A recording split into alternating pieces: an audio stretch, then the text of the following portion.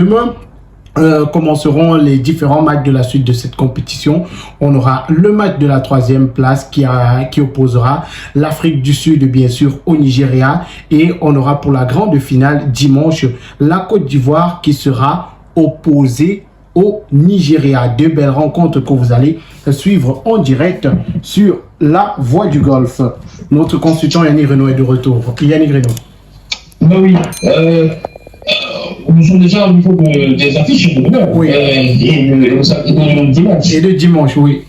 Ben oui, c'est deux belles affiches. Deux belles affiches de finale et de troisième et de petite finale.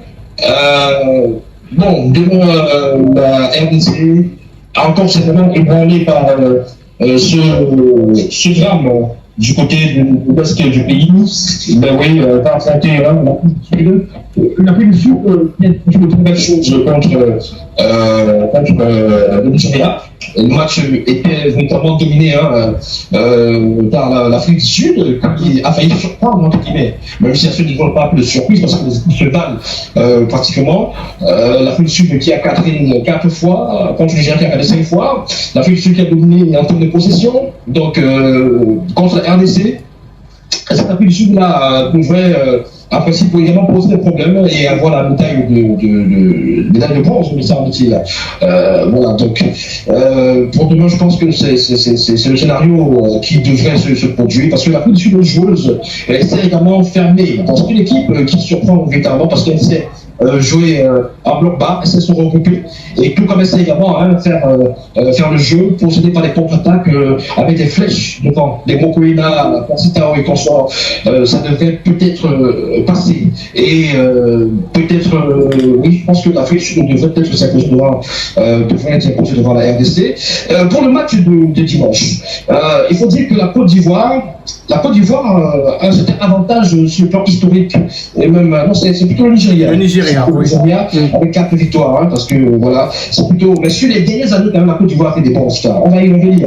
Mais sur le plan historique, quand même, ils se sont affrontés ces pays 5 fois dans une CAN, parce qu'il faut le dire.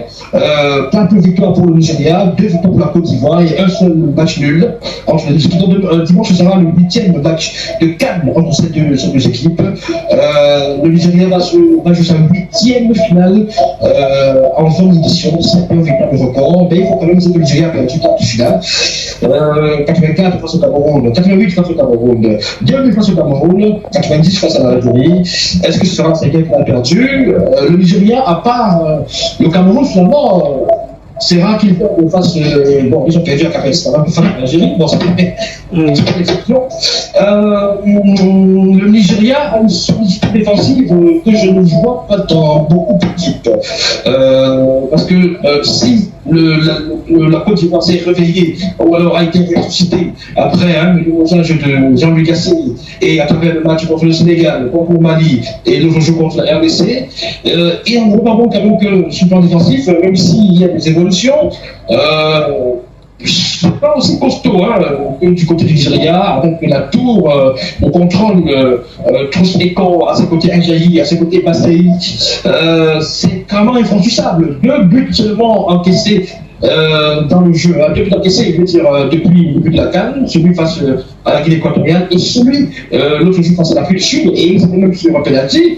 Ça veut dire que c'est difficile de prendre ces garçons à revers. Donc, ce sera un match difficile. Le milieu de terrain, ça va se jouer également là-bas, les batailles au bout de terrain. Et à ce niveau aussi, le Nigeria, ils savent bien faire des transitions, ils savent bien faire des percussions. Même si on n'a pas beaucoup vu contre le Nigeria. Ils ont des combinaisons qui sont souvent difficiles à contrer. Il y a certaines percussions de Moses Simon, vous n'arrivez pas à comprendre comment il a pu passer. Il y a des percussions de notre ami Lookman, vous n'arrivez pas à comprendre comment il a pu passer. C'est-à-dire que, au milieu, vous avez Osimhen qui sert de pivot et qui aspire la défense pour permettre à cette deux-là de jouer. Donc, ce sera un match vraiment intéressant à regarder, peut-être un peu équilibré après ce match de poule gagné par le Nigeria 1-2. Mais il faut dire que c'était une autre Côte d'Ivoire et que dimanche ce sera une autre Côte d'Ivoire avec un autre visage. Peut-être la pression populaire pour la Côte d'Ivoire de se senti pousser les ailes. Ce sera un match peut-être équilibré dans le jeu, dans les occasions. Parce qu'il faut aussi rappeler hein, que même si la Côte d'Ivoire avait perdu 1-0 contre le Nigeria, la Côte d'Ivoire avait dominé ce match, avait eu des occasions, avait eu plus de tirs cadrés quand même face au Nigeria, mais n'avait pas pu concrétiser. Mais avec à l'heure, écoutez, titulaire dimanche, peut-être le duel à l'heure, tous et con, pourrait tourner à la faveur de à l'heure. Il a une bonne jeu de tête. Vraiment difficile de pronostiquer, mais. Voilà, rappelons que Victor Osimhen est sorti sur blessure lors de la rencontre Nigeria-Afrique du Sud. On aura plus d'informations sur son état de santé dans cet après-midi. Voilà, on aura plus d'informations sur son état de santé. Rappelons que lors du match Nigeria-Afrique du Sud, il était déjà annoncé incertain pour cette rencontre-là. Alors, mesdames, messieurs, on reviendra certainement lundi avec les détails sur ces différentes rencontres-là, avec nos consultants qui seront en plateau. Yannick Renault, fabricant de buzz. On aura également Julie P qui sera avec nous. On vous souhaite un bon week-end. Voilà, on va se dire au revoir. On vous souhaite un bon week-end. Merci à